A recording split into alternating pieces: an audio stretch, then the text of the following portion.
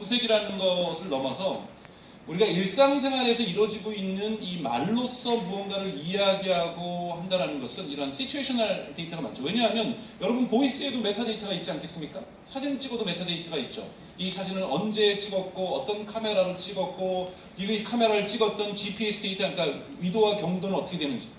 당연히 보이스에도 다양한 메타데이터가 들어갈 겁니다. 이거를 말하는 사람들의 이걸 하는 기기가 어떤 기계인지, 이것이 지금 달리고 있는 상황인지, 뛰어가고 있는 상황인지, 자동차 아닌지, 리빙룸인지 다양한 메타데이터들이 들어갈 것이고, 이 메타데이터의 분석에 의해서 이러한 시츄에이셔널 데이터들은 사실상 메타데이터에 의해서 많이 정의될 거라고 보고 있고요. 보이스 부분에서 이러한 방대한 데이터들이 훨씬 더 관련된 AI의 어떤 퍼포먼스를 빠른 속도로 증대시키지 않을까라고 예측하고 있습니다. 세 번째 저희가 이제 소프트웨어 빌딩 블록에서 이제 보고 이코시스템으로 봐야 될 것은 바로 이 스킬이라는 부분이죠. 스킬, 여러분 아마존의 스킬은 우리가 말하는 앱입니다. 아이폰이 처음 나왔을 때 앱스토어가 없었습니다. 사실은 아이폰에 앱스토어가 도입되면서 아이폰이 폭발적으로 사람들에게 인기를 끌기 시작하죠. 신기한 앱들이 많은 거죠. 물론 앱스토어 지금도 그렇고 구글 플레이 들어가면 제가 보기엔 한 80%는 별로 작동되지 않는 그냥 불필요한 앱들이 많죠. 아무도 사용하지 않는. 스킬도 아직 마찬가지입니다만 아마존에서는 이 앱을 스킬이라고 부르고 있습니다. 이 스킬은 뭐냐면 서드 파티들이 만들어낸 거죠. 즉 아마존에서 기본적으로 생산하는 것이 인스톨되어 있다면 서드 파티들이 만들어내는 일종의 앱스토어 같은 것이 아마존에는 스킬 스토어라는 것들이 있습니다.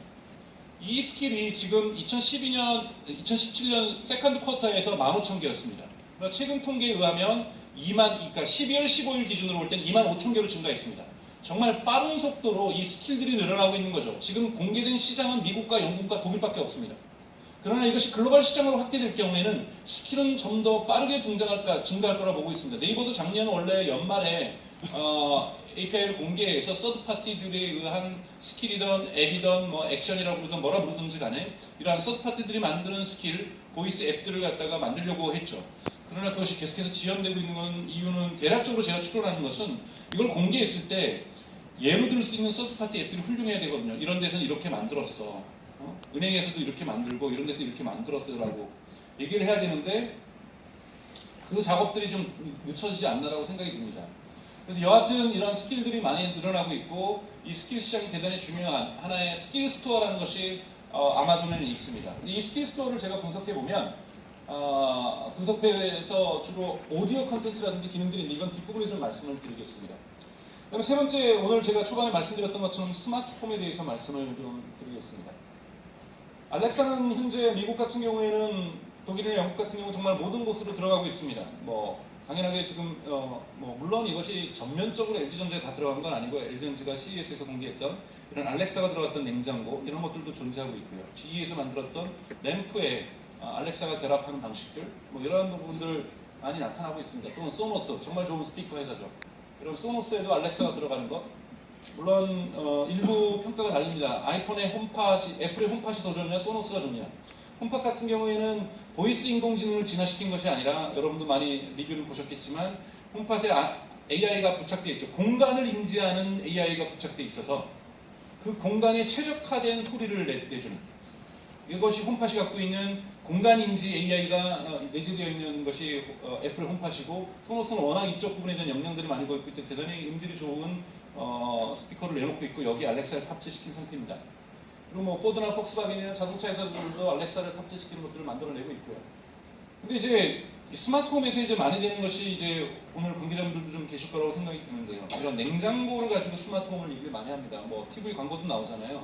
배우가 안에 보니까 디스플레이에 어떤 음식의 유통기한이 얼마 남았고 어떤 음식의 유통기한은 얼마 남았고 이런 부분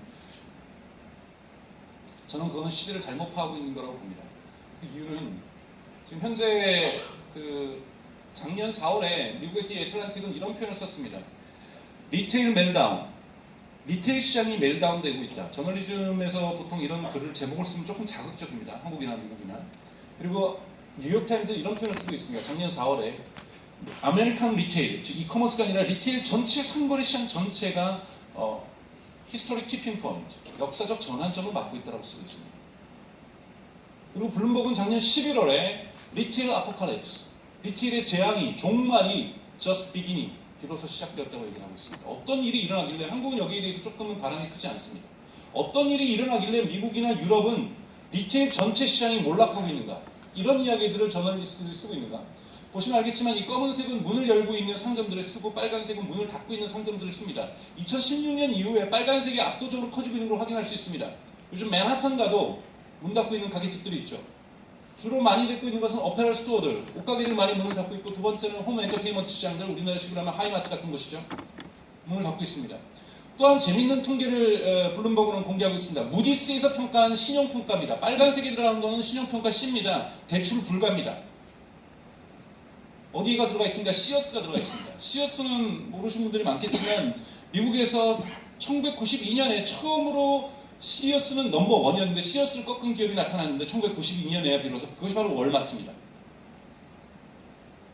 월마트가 1992년에 시어스를 꺾을 때까지 시어스는 미국에서 가장 큰 유통기업이었죠. 주로 이제 카탈로그 쇼핑 같은 걸 했던 거죠. 여기는 이미 K마트도 갖고 있지만 시어스는 몰락했다고 볼 수 있고요.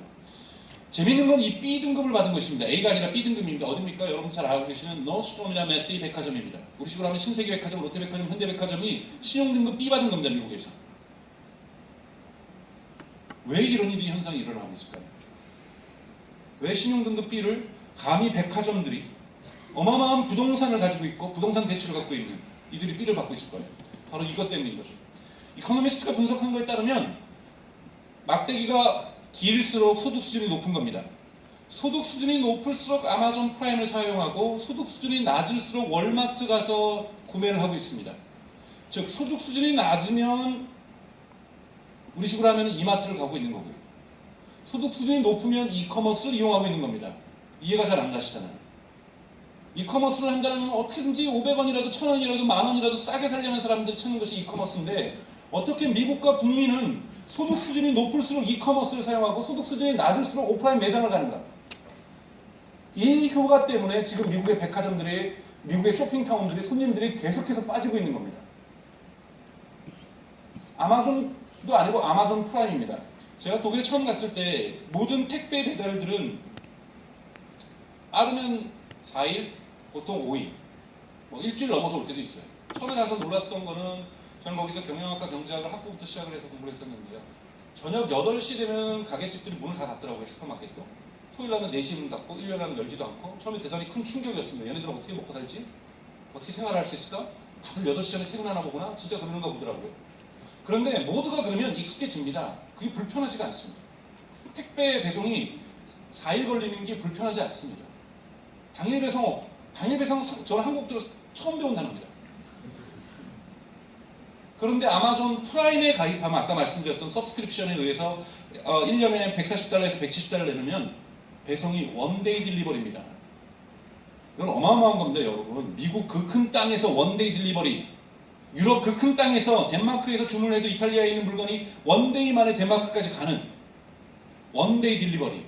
한국과 같이 작은 땅에서는 당일 배송 어렵지 않습니다. 조금은 되니까요. 그러나 미국과 같이 유럽과 같이 넓은 땅에서 원데이 딜리버리는 어마어마한 겁니다. 지금 여러분 월마트가 열심히 노력해서 지금 2days 딜리버리 하고 있습니다. 원데이 딜리버리는 아마존만 하고 있는 거죠. 자, 아마존엔 또 뭐가 있습니까? 아마존 프라임이 있고 아마존 프라임 나우가 있습니다. 프라임 나우 서비스에 가입하는 도시는 뉴욕이나 버스턴이나 파리나 베를린이나 런던 이런 몇 가지 대형 도시들에만 제한되어 있는데 여기는 2hours 딜리버리입니다. 2시간 만에 배달을 해주는 거죠. 물론 우리도 홈프레스 익스프레스 같은 데서 2시간 내에 배달할 수 있어요. 배달 안 해주면 전화해가지고 욕하고 막 그러면은 뭐 다시는 안 산다 막 화내고 점장 나와 막 이러면은 2시간 만에 배달 올 수도 있겠죠. 아마존 이것을 인공지능 머신에 의해서 하고 있습니다. 물론 일부 부분적인 노동 착취도 들어가 있지만 즉 강정수가 뉴욕에 살면서 A라는 물건을 주문할 내일 A라는 물건을 tomorrow 내일 A라는 물건을 주문할 확률이 75%면 오늘 배송이 시작되는 거죠. 이러한 디맨드 애널리시스에 의해서 강정수의 소비 패턴 속에서 정확하게 계산해서 배송이 시작되기 때문에 원데이 딜리버리가 가능하고 있는 겁니다, 여러분. 그럼 생활의 패턴이 여러분 어떻게 바뀔까요? 제가 스마트홈을 얘기하기 위해서 말씀드리는 겁니다. 처음에는 박스로 샀다가 처음에 저희는 이마트 왔을 때 그냥 샴푸도 이따만한 거 샀었잖아요. 그리고 반쯤 버리고 조금씩 사는 거죠. 미국에서의 소비 습관이 어땠냐면은 주말에 가면 애들 풀어놓고 줄 서가지고 만두 공짜로 얻어먹으면서, 미국은 만두가 없었겠지만 혀같은 걸 하면서 물건 사가지고, 물건 왕창 사가지고 트렁크가 닫히지 않을 정도로 자동차에 꾹꾹 눌러서 집에 왔을 때 그거 풀었을 때 뭔가 뿌듯하게 내가 월급 받는다는 느낌? 아메리칸 드림이 이런 거구나? 괜히 옆에서 사람이 보는 것 같은 물건 하나 더 사고? 그것이 부의 상징이었습니다. 그러나 점차 아마존 프라임과 프라임 나우를 이용하는 거죠. 필요한 물건, 필요한 것만, 딸기도 내 200g 먹고 싶으면 200g만 시키는 거죠.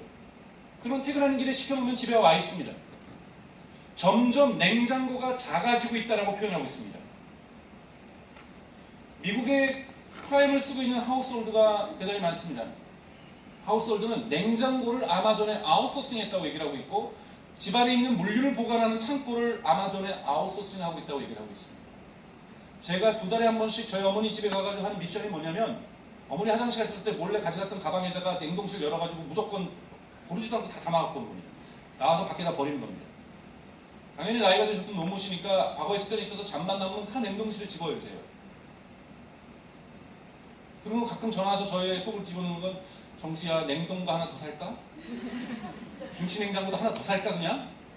저희 어머니에게는 과거 냉장고가 없었던 시대를 살았기 때문에 냉장고는 거대한 부의 상징이고 생활의 안락함의 상징입니다. 그런 분에게 유통기한이 얼마 됐는지 스마트하게 알려주는 것 스마트하지 않습니다.